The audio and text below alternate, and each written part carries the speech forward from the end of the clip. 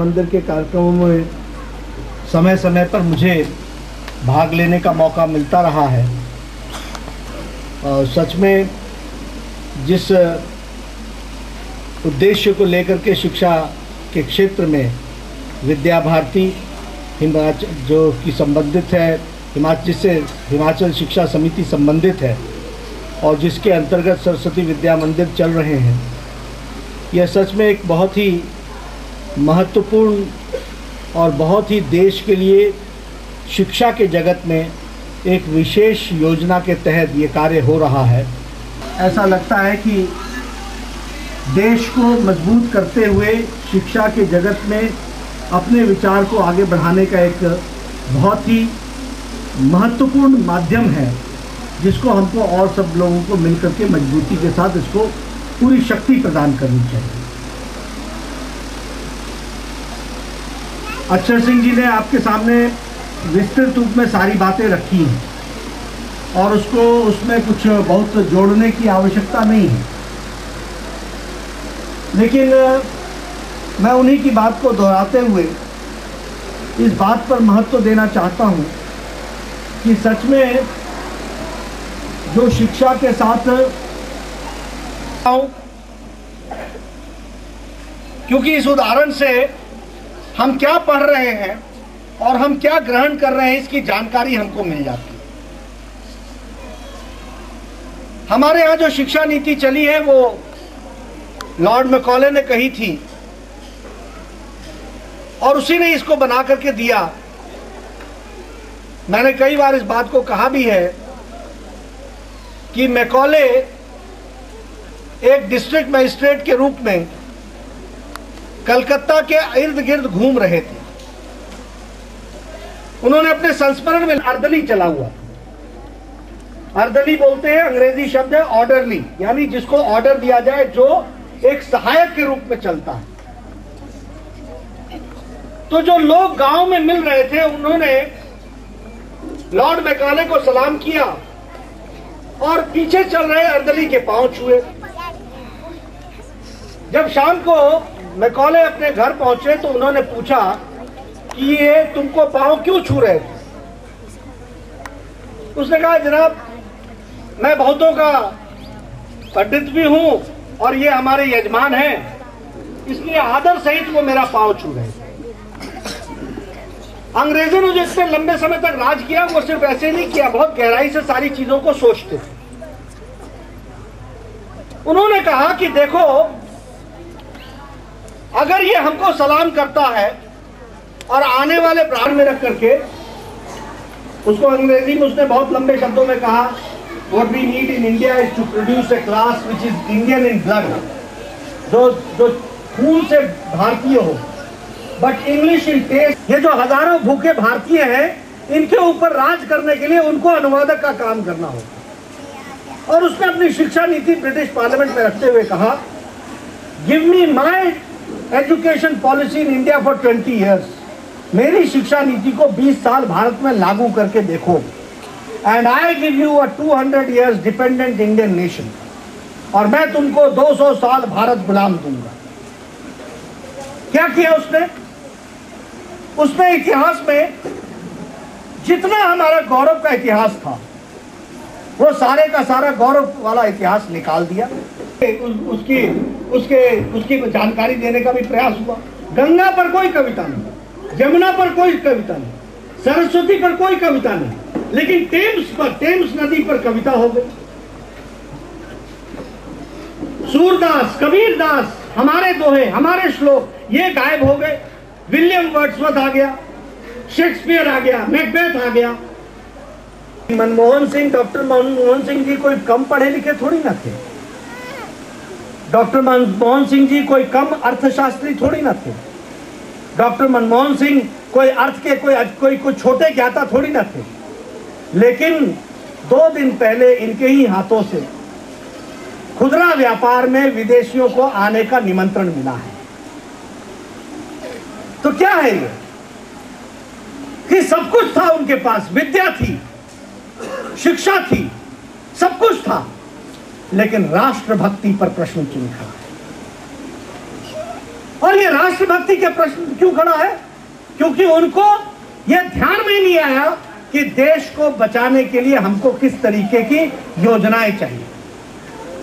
51% से ज्यादा, 51% जब खुदरा व्यापारियों के बीच में अगर भारत विदेशी लोग आ जाएंगे तो 24 करोड़ लोग हैं जो अपने व्यापार, सरकार से कुछ नहीं मांग रहे, अपना व्यापार चला रहे हैं और भारत की जनता में उस व्यापार के माध्यम से लोगों का भी पेट भर रहे हैं, अपने परिवार का भी पेट भर रहे हैं।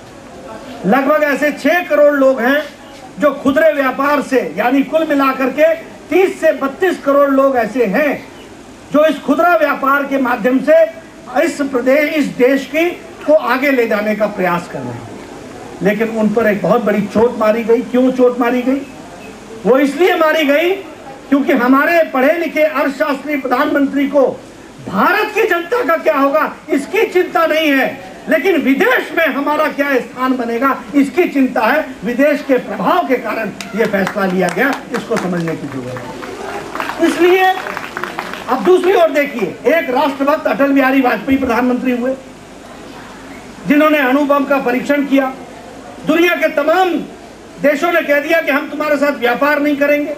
जापान ने कह दिया, अमेरिका ने कह दिया, जर्मनी ने कह दिया, रूस ने कह दिया, सभी देशों ने कह दिया कि हम भारत के साथ व्यापार नहीं करेंगे क्योंकि तुमने हमारी बगैर अनुमति से अणु बम की परीक्षण किया है, इसलिए तुम्हारे साथ हम नहीं चलेंगे।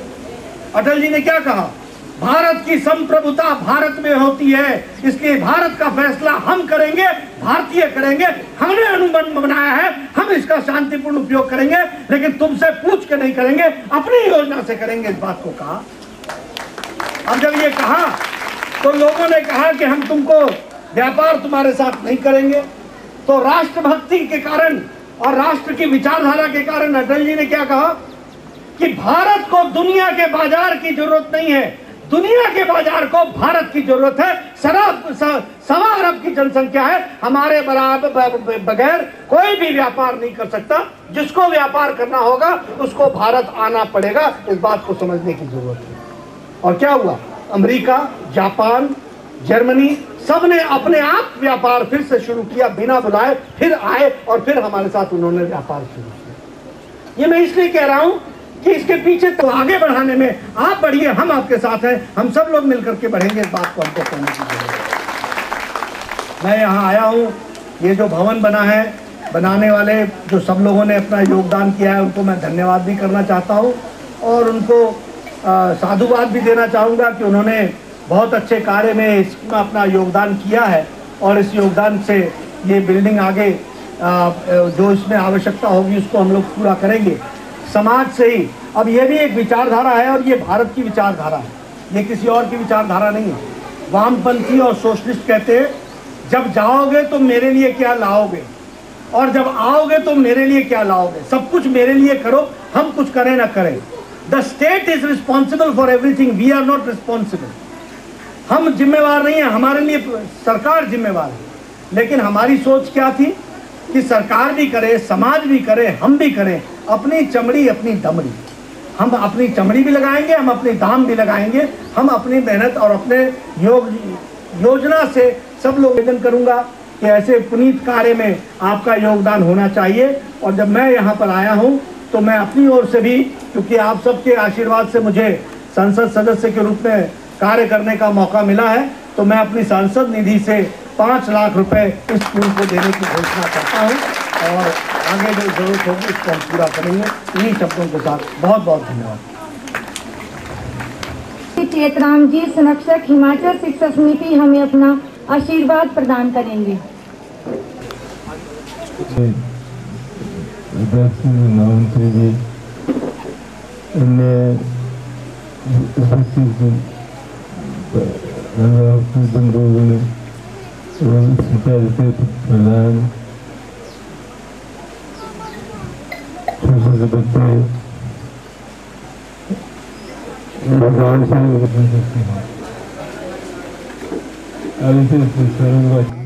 सीधा खड़ा सीधा के अध्यक्ष जुझारू लोकप्रिय नेता श्री जगप्रकाश नड्डा जी सांसद भारत सरकार व भारतीय जनता पार्टी के राष्ट्रीय महासचिव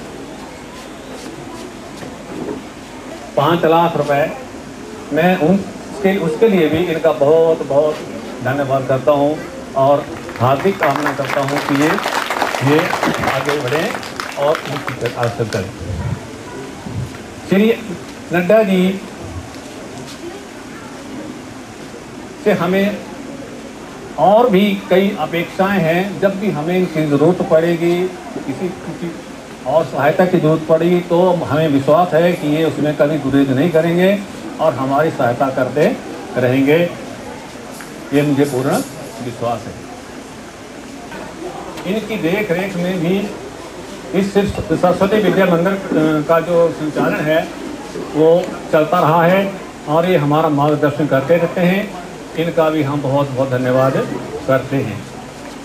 इसके साथ ही अन्य जो दूसरे जो कर्मचारी वर्ग हैं उनका भी मैं धन्यवाद करना नहीं भूलूंगा, क्योंकि जब जब भी उनका सहयोग हमें जरूरत पड़ी तो उन्होंने हमारा सहयोग किया। उसके लिए मैं उनका भी बहुत बहुत धन्यवाद करता हूँ। इनका भी बहुत बहुत आभार व्यक्त करता हूँ, क्योंकि जब भी हमें इनकी सहायता की आवश्यकता पड़ती है तो ये हमें तुरंत सहायता देते हैं, हमारी हेल्प करते हैं और जिसी चीज़ की भी ज़रूरत हो वो हमें मुहैया करा करके हमें प्रोत्साहित करते हैं। तो मैं इनका भी बहुत बहुत धन्यवाद करता हूँ। इसके साथ ही जितने भी गणमान्य व्यक्ति बाहर से आए हैं, अध्यापक वर्ग हैं, भाई बहन दूसरे लोग हैं, जनता स्थानीय जनता है, विद्यालय के बच्चे हैं, मैं ज़्यादा कुछ न कहता हुआ क्योंकि समय का अभाव है, इसी कारण से क्योंकि नड्डा जी को अभी एक प्रोग्राम और अटेंड करना है तो इसकी वजह से हम इसमें थोड़ा सा हैं। चाहे कहीं से भी हैं वो खाना खा के जाएँ, खाना तैयार है, बिना खाने से यहाँ पे कोई नहीं जाएगा। ये मेरी आपसे प्रार्थना है, रिक्वेस्ट है। धन्यवाद। जय हिंद।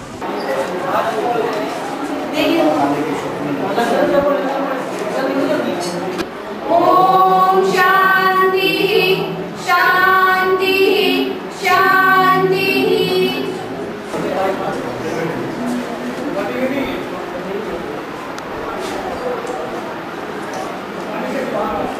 आजकल बाबा से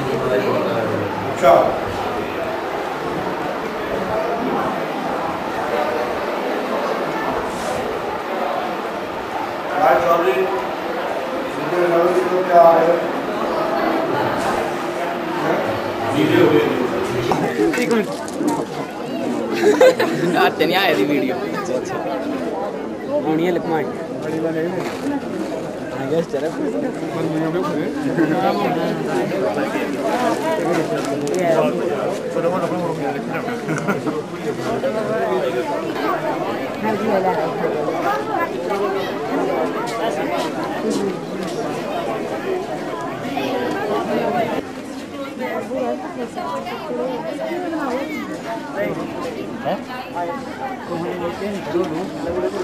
ठीक किया, आज मैं तैयारी